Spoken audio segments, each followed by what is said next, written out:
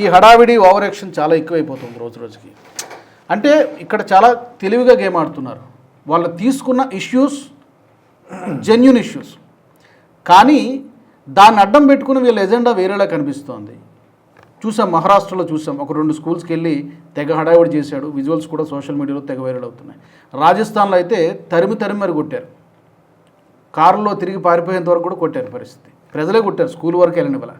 ఏంటి అసలు లీగల్ చట్టం ఏం చెప్తుంది? ఎవరు పడితే వాళ్ళు అలా వెళ్ళి మేము చెక్ చేస్తామంటే చేయొచ్చు అట్లా?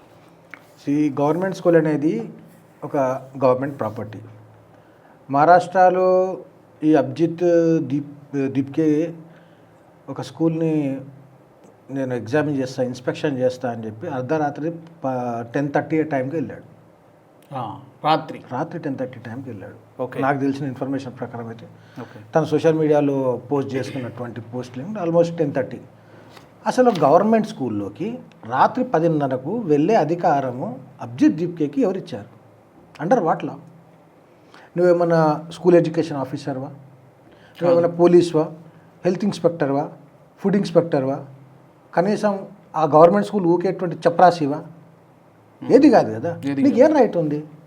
నువ్వు గవర్నమెంట్ ఎంప్లాయీ అయినా, ఆ స్కూల్లో పనిచేసేవాడైనా రాత్రి 10:30కు పోయే అధికారం ఏమండి? నువ్వేమైనా పోలీస్వా? అక్కడ ఏమైనా ఇల్లీగల్ యాక్టివిటీ జరుగుతుందని న్యూస్ వచ్చిందా?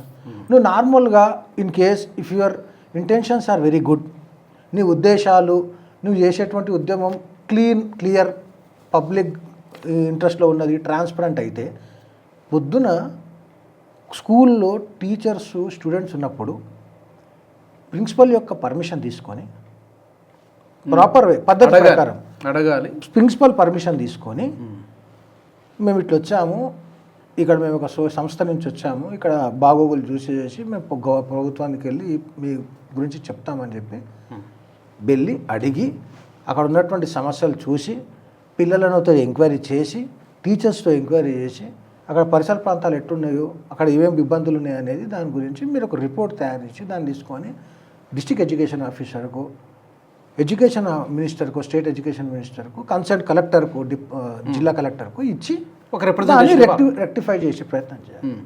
This is process. నువ్వు నిజంగా జెన్యున్గా, ట్రాన్స్పరెంట్గా, అకౌంటబుల్గా చేయాలనుకుంటే ఏదో హడావిడి చేసేసి over night star అయిపోవడానికో,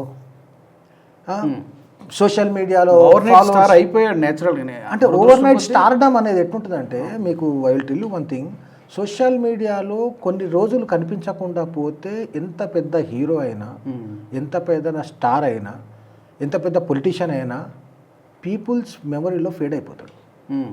that is general philosophy. అందుకే కొంతమంది స్టార్స్ ఏం చేస్తున్నారంటే, పనిలేని స్టార్స్, వాడికి సినిమాలు లేవు, స్క్రీన్లో కనిపించాడు, కనీసం సీరియల్స్లో, నాటకాలలో యాడ్స్ కూడా రావు, ఏం చేస్తారు తెలుసా? సోషల్ మీడియాలో ఒక కాంట్రవర్షియల్ స్టేట్మెంట్ ఇచ్చేస్తాడు.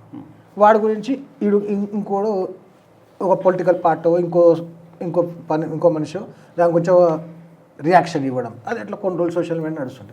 అంటే జనాల పబ్లిక్ వ్యూస్లో మీరు కనిపిస్తూ ఉండాలని. అట్లా సీజేపీ ప్రొటెస్ట్ అయిపోయింది, దాని తర్వాత పలకరించేవాడు లేడు, నీకు అజెండా లేదు, ఒక జెండా లేదు, కనీసం ఐడియాలజీ లేదు, నీకు గోల్ లేదు, పలానా గోల్ రీచ్ కావాలంటే ఢిల్లీ పోవాలంటే ఢిల్లీ దారిలో పోవాలన్నట్టు ఒక గోల్ లేదు. అందుకే నువ్వు అర్ధరాత్రి పూట పోయి ఓవర్ నైట్లో మళ్ళీ స్టార్డమ్, ఫేడ్ అవుతున్న స్టార్డమ్ని మళ్ళీ పబ్లిక్ అట్రాక్షన్ చేయడానికి చేసినటువంటి స్టంట్ అది. అదర్వైజ్ నువ్వు పొద్దున అందరు ఉన్నప్పుడు పోవాల్సిందే, చీకట్లో పోయి చూడాల్సిన అవసరం. ప్రాపర్ పర్మిషన్తో పోవాలి. అంటారు వాట్ అథారిటీ మీరు స్కూల్కి వెళ్తే ఎట్లా వెళ్తారు? అప్పుడు ఆ టైంలో గేట్కి తాళాలు ఉంటాయి, పగలగొట్టి వెళ్ళావా, గోడ దూకి వెళ్ళావా దొంగలాగా, ఎట్లా పోయినావు? అంతే కదా. నువ్వు పోయినప్పుడు నీ వెంబడి ఎడ్యుకేషన్ ఆఫీసర్ ఉండాలి, ఎందుకంటే స్కూల్ సంబంధించింది. పోయి స్టార్డమ్ చేశారు, అందుకొరకే వీడు 2 స్కూల్స్లోకి వెళ్ళి చెక్ చేశాడు. సరే, అక్కడ ఉన్నటువంటి కలెక్టర్ గారు చూసి నిజంగానే సమస్యలు ఉన్నాయి కదా అని చెప్పేసి తాను నెక్స్ట్ డే విజిట్ చేసేసి దాన్ని ఏదో రెక్టిఫై చేయించినట్టు కూడా సోషల్ మీడియాలో చూసినాం. That is different thing.